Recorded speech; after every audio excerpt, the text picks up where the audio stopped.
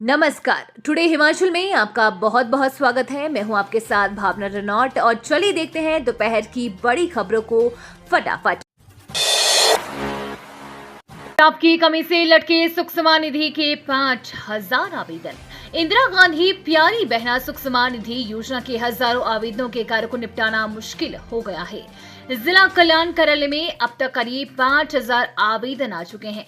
इसके अलावा तहसील कल्याण कार्यालय में रोजाना सैकड़ों की संख्या में आवेदन पहुंच रहे हैं, लेकिन आवेदनों को गति देने की बजाय कार्य निपटाने में कर्मियों की कमी खल रही है।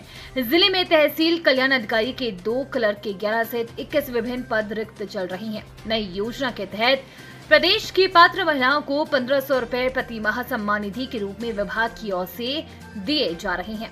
सामाजिक कल्याण विभाग में वर्तमान में कर्मियों के रिक्त पदों को चलते महिलाओं के आवेदन की वेरिफिकेशन में दिक्कतें सामने आ रही हैं।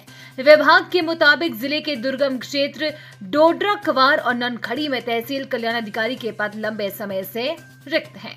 क्लर्क के पद रामपुर, ननखड़ी, शिमला ग्रामीण, शिमला शहरी, ठियोग, कुमारसेन, कोट खाई, जुब्बर, रोहड़ू, चिड़गांव और डोडरा क्वार में खाली है। इसके अलावा जिला कल्याण अधिकारी कार्यालय में एआरओ, वरिष्ठ सहायक और लिपिक के भी एक पद खाली चल रहे हैं। ऐसी स्थिति में तहसील कार्यालय में रोजाना सैकड़ों की संख्या में प्राप्त होने वाले आवेदनों के कार्य को निपटाना मुश्किल हो रहा है।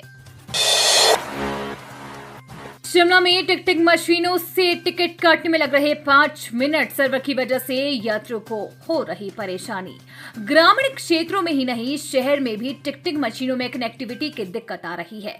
कंडक्टरों के मुताबिक कई बार यूपीआई और एटीएम कार्ड से किराए की अदायगी करने पर 5 मिनट तक का समय लग जाता है। ऐसे में छोटे रूट पर टिकट काटने में उन्हें भारी असुविधा का सामना करना पड़ रहा है। साथ ही यात्रियों को भी परेशानी से जूझना पड़ रहा है। शिमला बस स्टैंड और न्यू शिमला में करीब 140 बसें चलती हैं।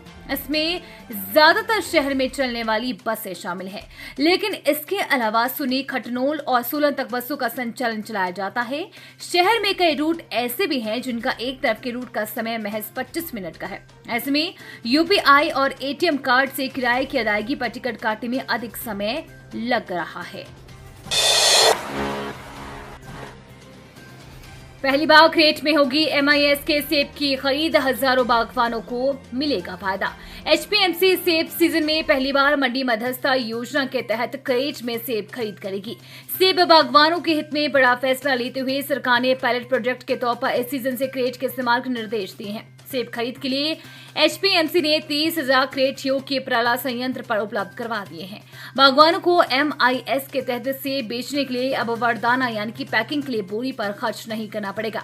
एचपीएमसी बागवानों को क्रेट उपलब्ध करवाएगा। अब तक बागवान बोरी में एचपीएमसी को सेब देते थे। इसके लिए 30 रुपए प्रति बोरी खर्चा होता था।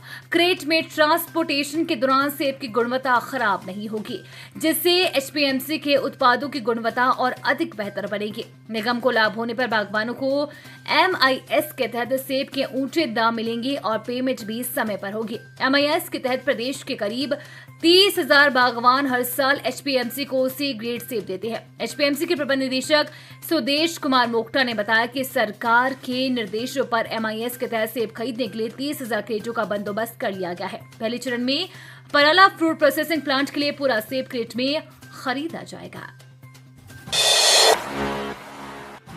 हिमाचल की अगले 5 साल की जरूरतें पूछेगा 16वां वित्त आयोग। इस दिन होगी बैठक। 16वां वित्त आयोग राजनीतिक दलों के प्रतिनिधियों से पूछेगा कि हिमाचल प्रदेश की आगामी 5 वर्षों की जरूरत क्या है। इसके लिए राज्य अतिथि गृह पीटरहॉफ में 24 जून को महत्वपूर्ण बैठक होगी। अध्यक्षता आयोग के अध्यक्ष अरविंद पनगड़िया करेंगे। इसी तरह से आयोग की एक अन्य बैठक मुख्यमंत्री सुखविंदर सिंह सुक्खू, उनकी पूरी कैबिनेट और मुख्य सचिव प्रबोध सक्सेना समेत सभी प्रशासनिक सचिवों के साथ होगी।